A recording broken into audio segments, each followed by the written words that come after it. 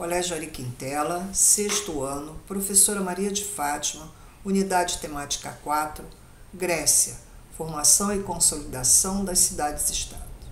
Queridos alunos, vamos com esta unidade concluir a nossa apostila 1 do ano 2020. A Grécia é considerada por alguns historiadores como o berço da civilização ocidental. Sua história começa no século XX a.C. e vai até o século II a.C. na Antiguidade. Esta civilização se formou na região sul da Península Balcânica, região das cidades de Atenas e Esparta.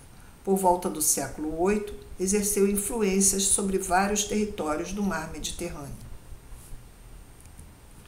Geograficamente, a Grécia é formada por uma parte territorial e a outra insular, ou seja, formada de ilhas, e a mais importante delas é a ilha de Creta, que no século XX a.C. tinha um alto grau de desenvolvimento tecnológico e cultural, principalmente na navegação, na escrita e na arquitetura.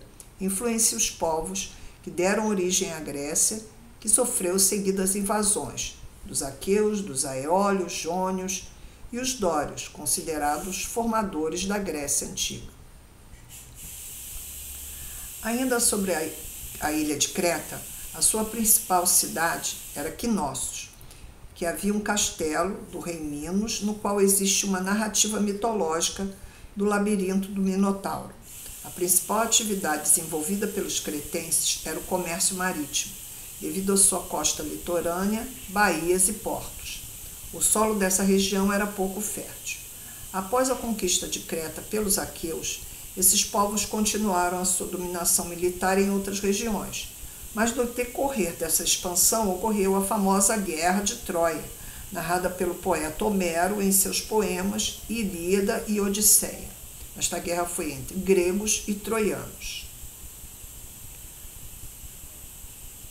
Na formação do mundo grego, a civilização grega originou-se da civilização cretense e das sucessivas invasões que ocorreram na Península Balcânica, realizada por aqueus, jônios, aeólios e dórios.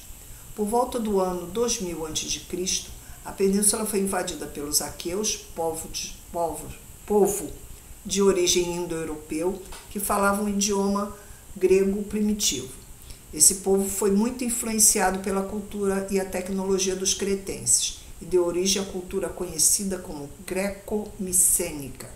Alguns anos depois, por volta de 1700 a.C., outros dois grupos de origem indo-europeia dirigiram-se para a Península Balcânica, onde fixaram com os aqueus de forma pacífica. Esse grupo era chamado aeólios e jônios. Por volta de 1200 a.C., a Grécia passou por uma nova invasão, a dos dórios, que submeteram a população à servidão.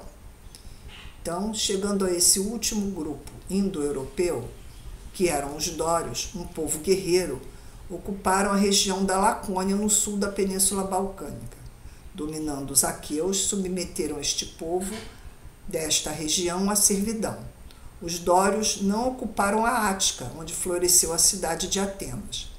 A divisão do território imposta pelos dórios resultou da organização de pequenas comunidades chamadas genos. Essas comunidades cresceram e progressivamente resultaram em organizações mais complexas até alcançarem a forma de cidades.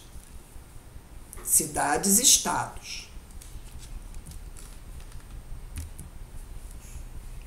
Essas cidades-estados eram chamadas polis.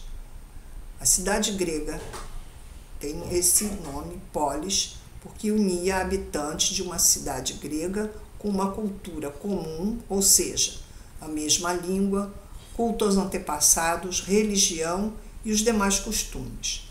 A polis grega passou por um grande crescimento populacional por volta do século 7 e 6 a.C. Esse crescimento impulsionou a expansão na região do mar Mediterrâneo, que deu origem a novos povoados. Esses povoados mantinham relações comerciais e culturais com a sua polis de origem, de forma que contribuíram para a expansão territorial e cultural grega. Essa imagem que nós vemos é um templo que foi construído na polis de Atenas, no século V a.C., para a deusa Atena, que é a padroeira desta cidade. Vamos ver um mapa a seguir, as dimensões que a civilização grega tomou e o povo que deu origem à localização das principais cidades, entre as quais destacamos Atenas e Esparta.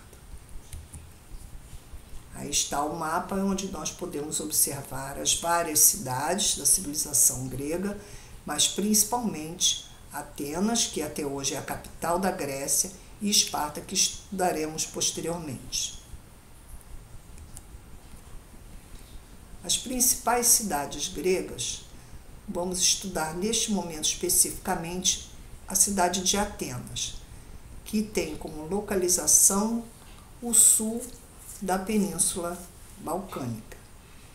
Os povos que formaram a cidade de Atenas são os aeólios e os jônios.